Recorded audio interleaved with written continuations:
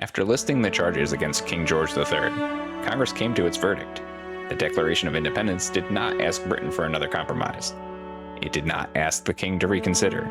It announced that the political connection was over. That these united colonies are, and of right, ought to be free and independent states. That sentence changed the war. Until then, Americans had fought British troops, while many still spoke of restoring their rights as British subjects. Now Congress said the colonies were no longer colonies. They were states, free and independent states. The Declaration went further. It said that they were absolved from all allegiance to the British Crown. It said every political connection with Great Britain is and ought to be totally dissolved. And it claimed the powers of an independent nation to levy war, to conclude peace, to contract alliances, to establish commerce, and to do all other acts and things that independent states may rightfully do. This was not poetic language alone. It was a notice to the world. America intended to act like a nation because it now claimed to be one. That meant seeking foreign aid. That meant making treaties.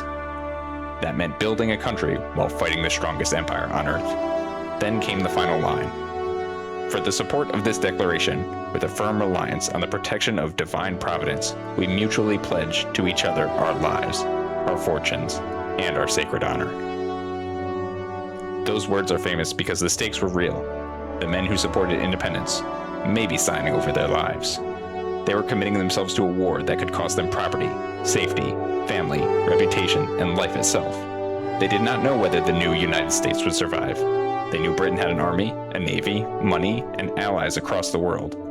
They knew defeat could mean disaster, but they pledged themselves anyway.